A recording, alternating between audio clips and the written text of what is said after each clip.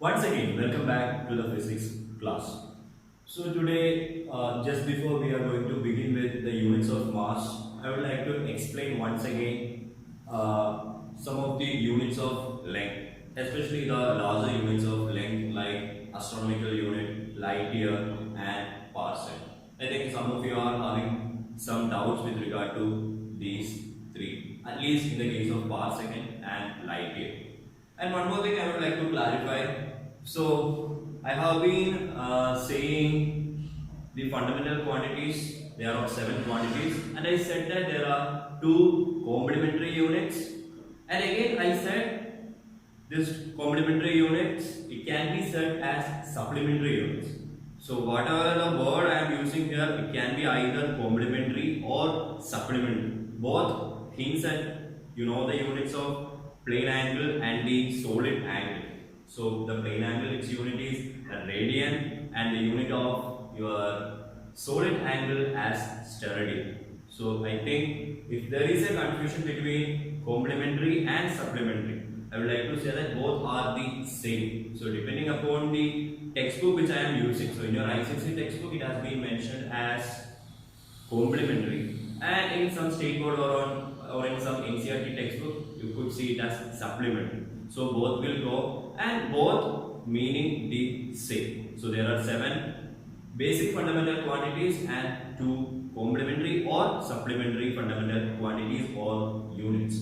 So that's all about the fundamental quantities. And now going to our units of length. So first one which you have studied is nothing but the astronomical unit. I think that part is clear with all of you. So astronomical unit, we have a system where sun is at the center and all other planets are moving around. So the distance between, the mean distance between the earth and the sun, you call it as the astronomical unit. And you know what the value is. And now moving to light year. So in the last class I described that light year, it is a distance traveled by light in 1 year.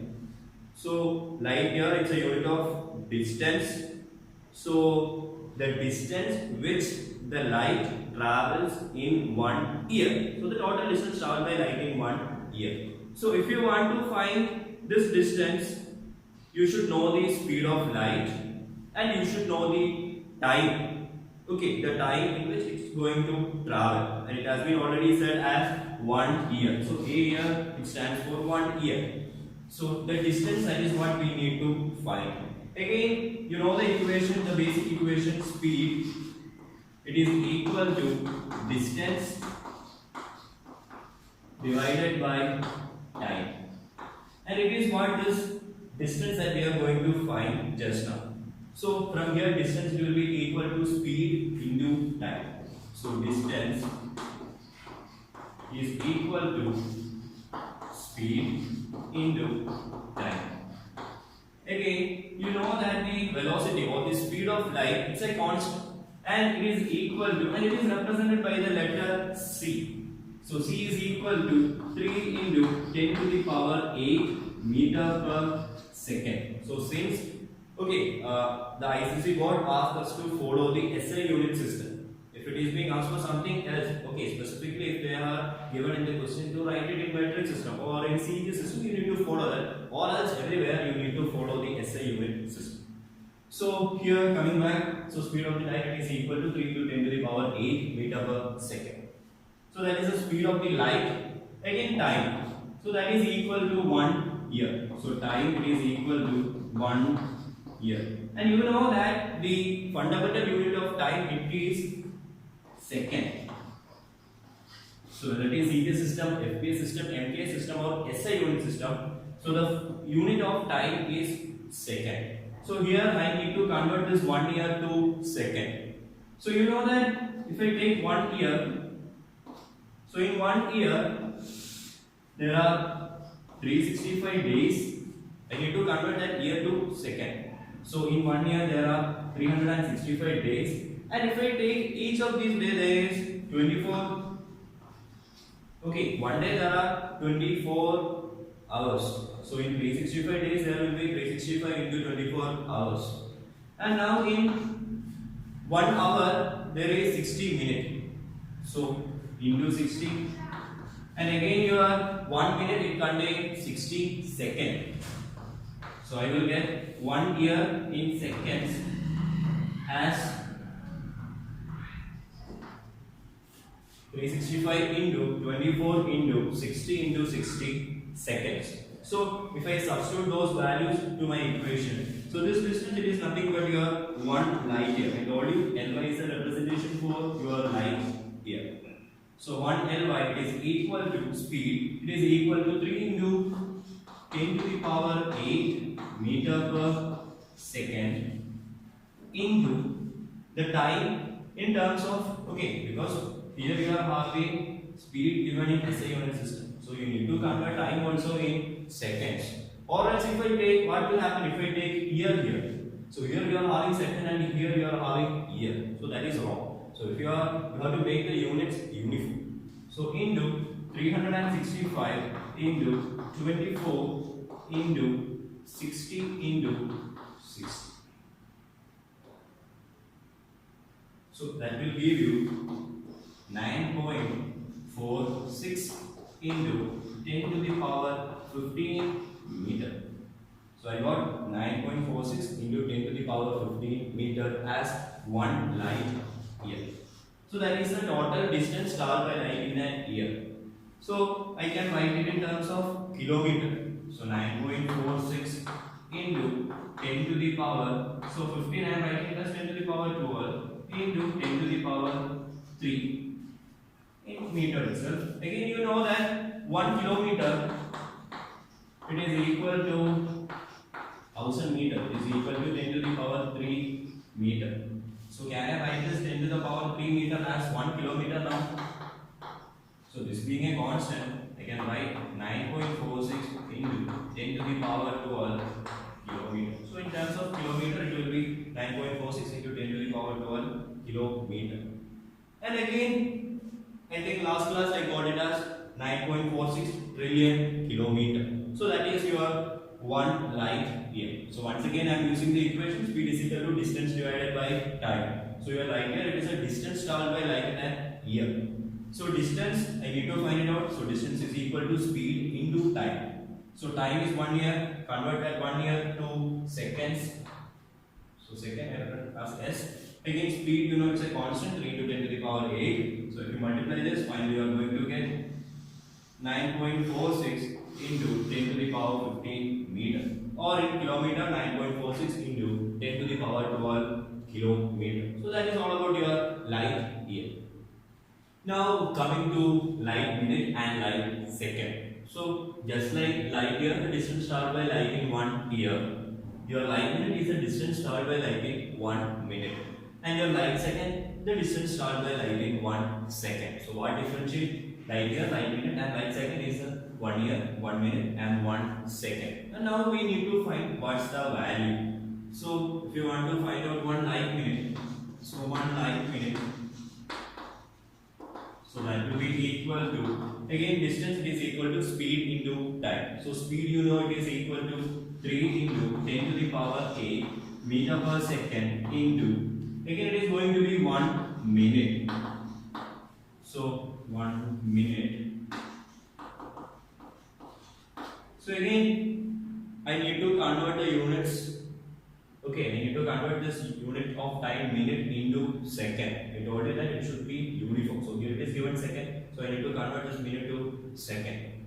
So if I convert, so you know 1 minute it is equal to 60 seconds. So that will be equal to into 60. So you will get the value there. So that will be equal to, so 6 into 3, 80. 180 into 10 to the power 8 meter. Or you can write it as 80 into 10 to the power 9 meter. Again coming to light second, so 1 light second, again it is equal to 3 into 10 to the power 8 into, so in 1 second, so that is 1 second. Again there is no need to convert it because both are the same, so you can just meter per second, here also it's second. So you will get the answer as 3 into 10 to the power 8 meter. So 1 light year, 9.46 into 10 to the power 15 meter. Again 1 light minute, that is equal to 18 into 10 to the power 9 meter. and again 1 light second, that is equal to 3 into 10 to the power 8 meter. So that is all about light year, light minute and light second. So before explaining about parsec, I would like to say about the parallax. So parallax is that it's a displacement or difference in the apparent position of an object viewed along two different lines of sight and is measured by the angle between those two lines. So I know you didn't understand anything when I said the definition. So it can be explained well with an example or an experiment. So if you hold a pen or pencil at your arm length or your thumb is right. Okay, so keep your thumb like this. Now look at this thumb keeping one eye closed. Okay, so if I keep my one of the eye closed, if I look at through the other eye, and now you again repeat the same by closing the eye which was open and keeping the other eye closed. Now try to keep on doing it in a faster way, like a continuous opening and the closing of your eyes. You could see that the finger, though it is, it is present right in front of you, but when you keep on changing your eyes opening and closing, you could see that there is a shift happening to these fingers, right? So just try that and see for yourself. So what happens here, you call it as the parallax. And if I make the definition right now, it's a displacement or difference in the apparent position of an object viewed along two different lines of sight. Since you are looking through you are looking through first eye, then through the second eye, keeping the other closed. So you are having your two different lines of sight, and you are able to get a change in its apparent position. So if I draw it, so your eye, I have drawn your eye, and eye in front of your nose is your thumb or the pencil which you have taken. So your nose and the thumb, your thumb which was right in front of the nose. Now when you look through this eye, okay, let's say first eye, you could see the object shifting. Okay, it appears to shift its position. And again, if you look through the second eye, you will see that the thumb getting shifted to the other side. So this is nothing but your parallax is odd above. Now I can use this parallax, the idea of parallax, in finding the distance, like the distance between the Earth and the star. And when I apply this procedure in the case of stars, okay, I call it as the stellar parallax. So I call it as the stellar parallax. So stellar parallax. We apply the same idea of parallax in finding the distance of a nearby star. Okay, so you know that sun is at the center and Earth is revolving around the sun. And your Earth, it will have the I'm considering two different times. Okay, so one in the month of January, so the Earth is revolving around the sun. So after 6 months, it will come over to the position E. So in the month of January and in the month of July. So if I consider these two positions and if I look at the nearby star, okay, if I observe the star at point A from point D, that is in the month of January, I could observe the star at point C. And if I look at the same star in the month of July, that is at the point E, and if I look at the star at A, I could see the star at the position B. So I could see a parallax happening in the case of your stars when it is being observed from two different when Earth is at two different positions at different time. So again, if I want to find this distance D, I know that the distance between Earth and the Sun, that is nothing but one astronomical unit, which is equal to 1.496 into 10 to the power 11 meter. And I call this as my parallax angle. So this is the total parallax angle made. And here, if I consider the angle between the sun and the Earth, so that will be the parallax angle P.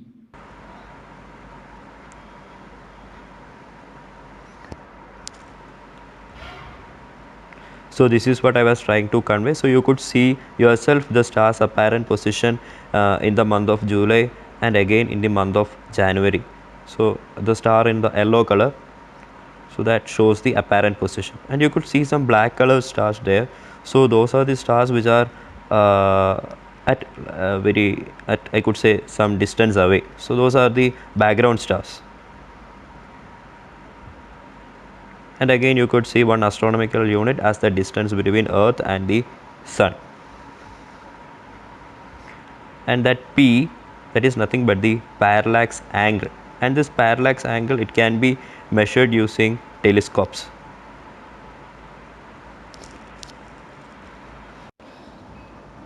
So if you look at this diagram, you could see stars marked A and star marked B, and you could see that star 8 is at a distance of 750 light year and star B is at a distance of 7500 light year. Again, what I would like to say here is, if you look at the parallax angle marked as again D and C, you could see that the angle C, which is made by the star which is nearer, is large compared to the star which is at a larger distance. So your parallax angle, it should be sufficient enough so that you can measure the distance of the star. So that's the reason why we are always considering parallax method for measuring the distance of nearby stars. And again, you know, the very nearest star means nearest to the Earth, that will be Alpha Centauri. And the value of this parallax angle, it has been found out. So it has been found out using the Hipparchus mission. So using this mission, around 1 lakh stars has been identified, and their parallax angle has been measured. So using that, we can find out the value of the distance of these stars, which is given by the equation d is equal to 1 by p, where p is the parallax angle.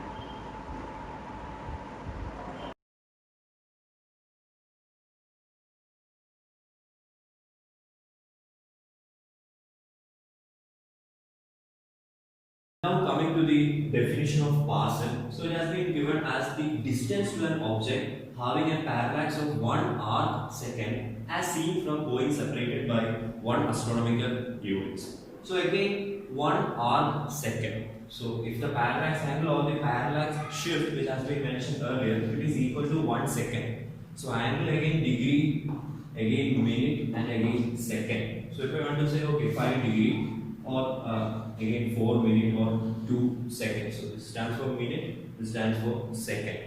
So here the angle again is going to be smaller, very smaller. So I will represent it as 1 second. So again the distance between two objects, if it is 1 astronomical unit. So you know the distance between Earth and the Sun, it is nothing but 1 astronomical unit. And if distance to an object having, so distance to the object is nothing but your star, to an object having a parallax of 1 arc second. Again your object, if it makes 1 arc second, then you call this distance as the parsec or the parallactic second. So parsec here stands for a parallax of 1 second. So it is from this part. Okay, apart from parallax and that second, the term parsec has been That is, 1 parsec is the distance at which one astronomical unit subtends an angle of 1 arc second. Now coming to finding the value of this distance or 1 parsec, I will be using the equation theta is equal to arc divided by arc length divided by the radius. So if you are having a circle and if it makes an angle theta like this, so theta is equal to s divided by arc length divided by the radius. So applying the same, so as seen in the diagram, so you could see what is being shown there. So I am considering an imaginary circle with the star at the center, and now you could see that again 1 arc. Okay, the arc, it is nothing but the 1 astronomical unit. So I am substituting. So the angle again, it is nothing but equal to 1 arc second, which is equal to again arc length, that is nothing but the distance between Earth and the Sun, that is equal to 1 astronomical unit divided by d. So that is what we need to find out, that is 1 arc second. So d is equal to, from there I can write d is equal to 1 astronomical unit divided by 1 arc second. Again Your astronomical unit, you know it as 1.496 into 10 to the power 11 meter. Now you need to bring this angle, right? So angle in units of radian, because fundamental quantity or fundamental unit of angle is nothing but the radian. Again, to convert second, to convert it into radian, you need to first convert the second into degree. So 1 degree it contains 60 minutes, 1 second it contains 60 seconds. So if I need to convert 1 arc second, so that will be equal to 1 by 60 into 60 degree. So again 1 second to degree and finally to radians. So now the equation for converting degree to radian, just multiply with pi by 180. So if I multiply 1 by 60 into 60 with pi by 180, I will be getting the answer in radian. Now I can substitute it directly here. So D is finally equal to, so 1.496 into 10 to the power 11 divided by 1 by 60 into 1 by 60 into 60 into pi by 108. So that will be the value for your D, and finally you will be getting it as equal to 3.08 into 10 to the power 16 meter. So that is your power second or above.